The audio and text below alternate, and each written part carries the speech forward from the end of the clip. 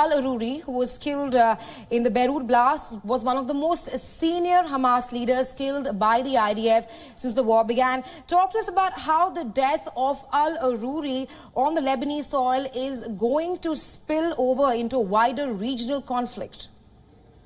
Well, everything depends on what happens next. It seems almost impossible to suggest that Hassan Nasrallah won't retaliate, as he said he did. He had actually made some statements about that during the summer, that if Israel assassinated any member of the so-called axis of resistance on Lebanese soil, they would retaliate. And the fact that this was not just in Lebanon, but in the heart of the capital city, I just can't imagine that they're going to let that go without some kind of response. And what happens next, if they have some kind of a response deep into Israel, and if it's some big kind of a strike, you can't imagine that Israel would also not retaliate again, only stronger after that. And of course, every time you get on the escalation rungs of that ladder, you get a chance for this to explode into a much larger war. And then you have the potential for Iran to come into this on the side of Hezbollah if it gets that far. And we've already got issues. I think you said a minute ago, in the Red Sea, we have issues in the Iraq and in Syria,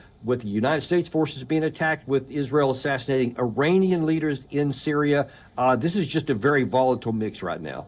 Will the death of alAruri have some kind of an impact in terms of, is it going to hinder the plans of Hamas militants going forward from now? I think it's going to be very emotionally satisfying for the Israelis, quite frankly, because at least according to reports, he was one of the masterminds of the October 7th attack. And so there's going to be a lot of people very happy that he was taken out. However, when you're talking about operational effectiveness and especially tactical effectiveness, I don't think it's going to have any effect. I mean, we've seen what happened when Osama bin Laden was taken out. He was just replaced by Emad Zawahiri.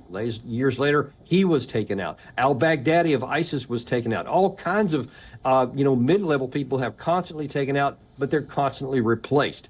And sometimes when you take out these key leaders, they're replaced by someone even more violent and more radical after that. So it's not necessarily going to be better, but you can be assured that there'll be no shortage of people to replace him.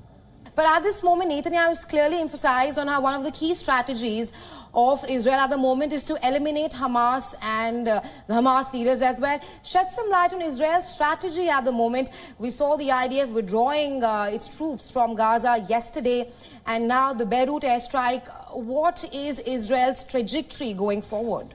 Israel's getting into a tough spot because this is not like all their other wars in the past, which were relatively short and limited in scope. This one is much larger, and Israeli officials are saying earlier this afternoon that they expect that this is going to be, throughout the next year. They say all of 2024 probably. But they have domestic issues as well, because this whole judicial ruling against Netanyahu is causing a lot of division within Israel. He's facing pressure from the family members of the people that are still hostage in the Gaza Strip.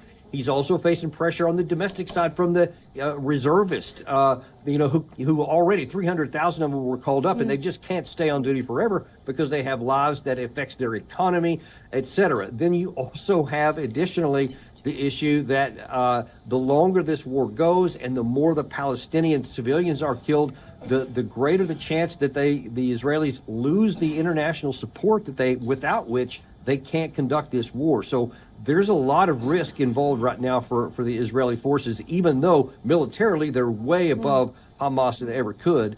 But this thing could go longer and cause problems.